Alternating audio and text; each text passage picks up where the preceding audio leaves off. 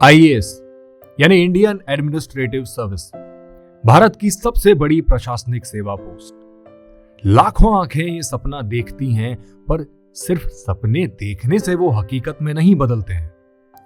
उसके लिए रातों में आंखों को जगाना पड़ता है, खुद को किताबों में खपाना पड़ता है, बिना रुके अनवरत चलते रहना पड़ता है, और जब थक जाएं तो खुद को ही थपथपाना पड़ता है।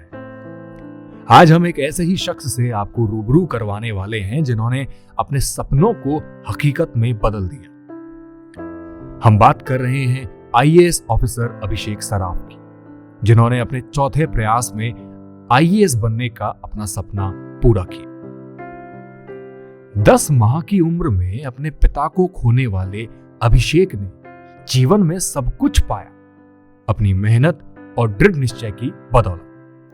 अभिषेक की मां ने मां और बाप दोनों बनकर अभिषेक को हर उस इम्तिहान के लिए तैयार किया जो जिंदगी आगे लेने वाली थी।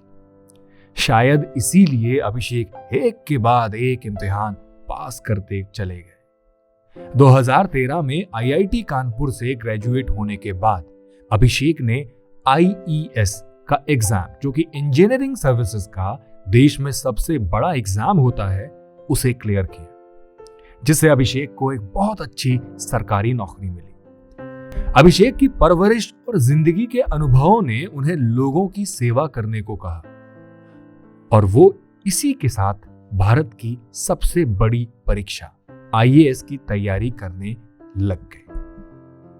एक विकल्प रहित संकल्प लेकर अभिषेक ने आईएएस की अपनी तैयारी शुरू की, लेकिन यह इम्तिहान सबसे बड़ा ही नहीं बल्कि सबसे कठिन भी था।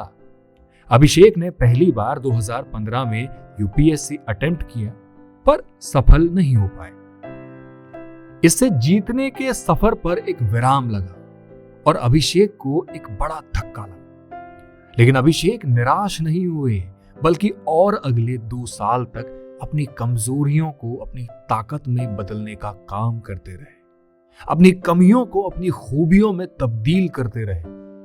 2017 में फिर अभिषेक ने आईएएस की परीक्षा दी और एग्जाम पास किया, पर आईएएस में उनका सिलेक्शन इस बार भी नहीं हुआ। अब यहां से अभिषेक के पास 2 ऑप्शंस थे, या तो हार मानकर अपना सपना तोड़ दें या फिर अपनी तैयारियों को एक नया मोड़ दें। अभिषेक ने अपनी तैयारियों को ही नहीं बल्कि अपने जीवन को भी एक नया मोड़ दिया।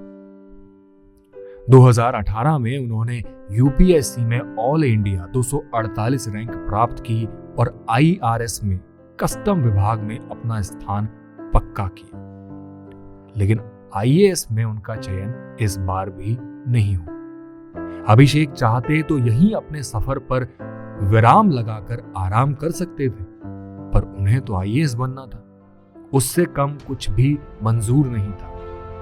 तो अपनी धुन के पक्के अभिषेक ने फिर से 2019 में प्रयास किया और इस बार उन्होंने इस इम्तिहान को भी पास किया। अभिषेक ने ऑल इंडिया 8th रैंक प्राप्त कर अपना आईएएस बनने का सपना पूरा किया। आज वो मध्य प्रदेश कैडर के आईएएस ऑफिसर हैं और पोस्टेड हैं।